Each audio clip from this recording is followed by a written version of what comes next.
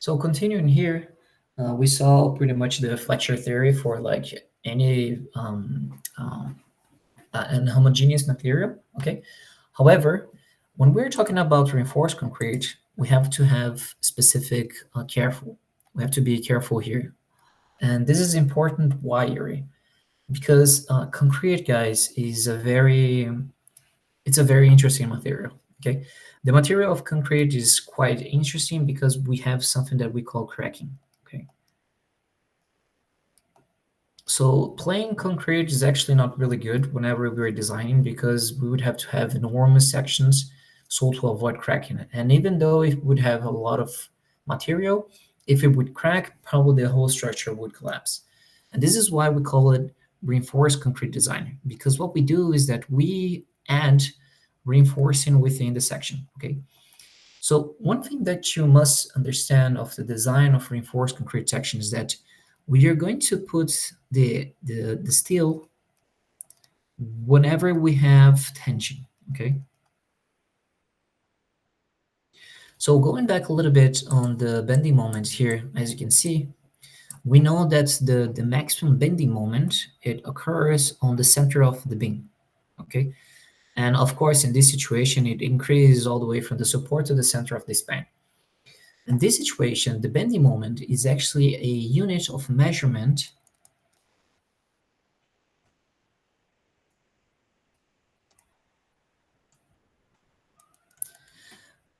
of tension.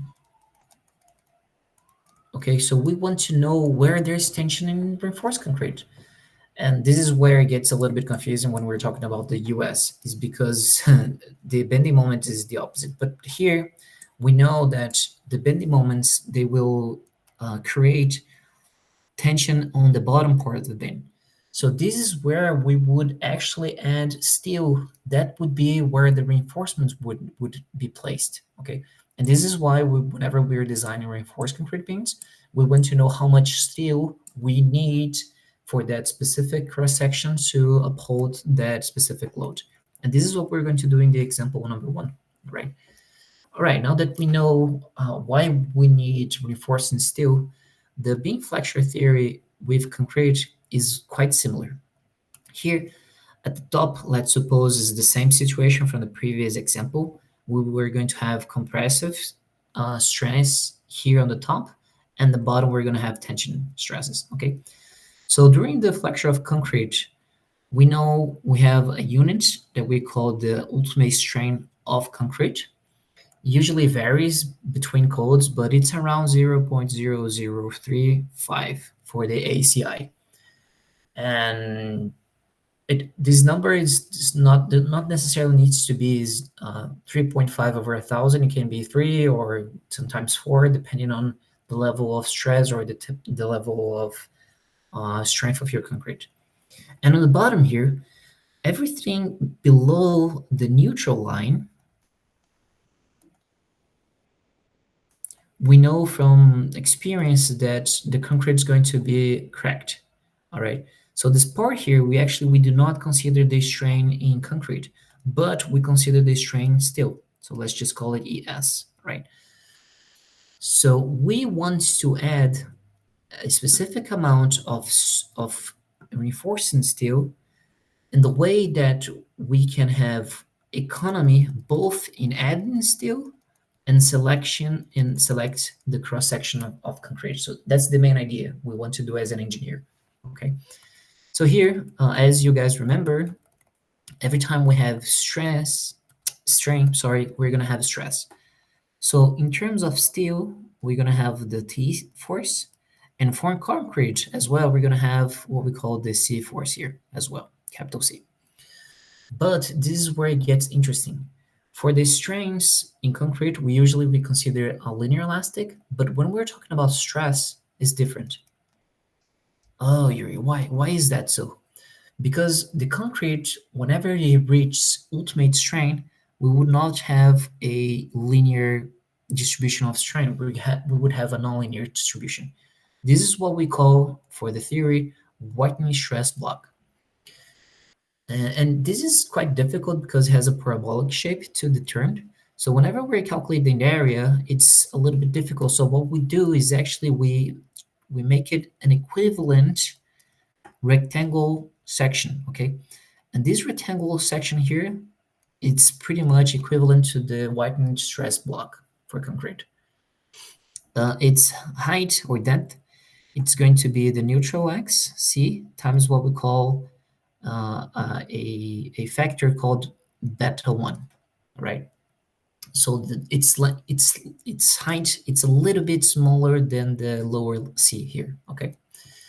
And the width is the same. It's the stress in concrete, F prime C, and also we multiply it by a value what we called alpha 1, right? Alpha 1 and beta 1, they are variables that they are related to the properties of concrete. For at least for 1000 psi concrete, usually these both values, they tend to be 0.85. Beta is more related to the ductility of the plain concrete. If you have uh, higher classes of concrete, this ductility coefficient tends to decrease, right? And alpha is the same thing. Alpha has actually three effects which are considered in it. The first one is the rush effect, which is considered for the long duration of reinforced concrete under load. So usually the strength of concrete tends to decrease for 30, 40, 50 years of lifespan. Also, we have a triaxial state of compression. Whenever we are determining the stress of concrete, its strength actually, we do the compressive strength, the compressive test, or the cylinder test. So whenever we're applying force here, there is a triaxial state of stress because the plane that we apply the force prevents the concrete from that area from expanding. So we would have friction occurring, and that actually increases the strength. And the last effect, which is very important as well, is the gain of strength that concrete will have throughout its life. Okay, so this is where these coefficients they come from.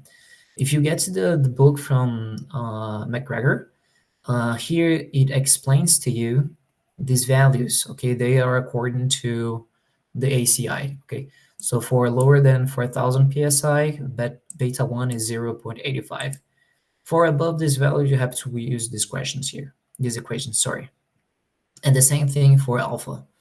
Alpha, whenever you have concrete below 8,000 psi, it's 0.85. Above that, you have to use these other equations as well. Okay. So going back a little bit of what we know so far, just as we did for the homogeneous material, whenever you have concrete, uh, you will also generate the forces of the section, okay? As we saw before, capital T, it has to be equal to capital C to have the equilibrium, okay? The tension which is generated in the steel is its cross-action area of steel times the stress that steel will have, okay? This depends on the type of your steel. You can have 40 ksi steel, 60 ksi steel, or 70 ksi steel. And the concrete as well, we have the capital C force, which is going to be, as we said earlier, the concrete stress block. So it's going to be its depth. So A, its width, if F1 times F prime C, multiplied by the width of the stress block. Okay, so multiplied by B, all right? And as we saw earlier, the something important here is the neutral x. The neutral x here is small c, okay, little c. But whenever we're considering the stress block, this little c becomes a, okay? A is the product of little c times beta 1, which is the coefficient that we talked. So here, the center of application of the C force, the capital C, is exactly between the center of mass of rectangle, which is its depth over 2. So A over 2 and A over 2 here. And lastly, the lever arm between the application of the center of mass of steel And the center of mass of the stress block is J. And J is going to be the whole distance, we call it a D, okay, which is the distance from the compression fibers towards the center of mass of the reinforcements. Is going to be D minus this part here, which is A over 2, okay? D divided minus A over 2. Okay. I'm going to stop here so this video will not be that long.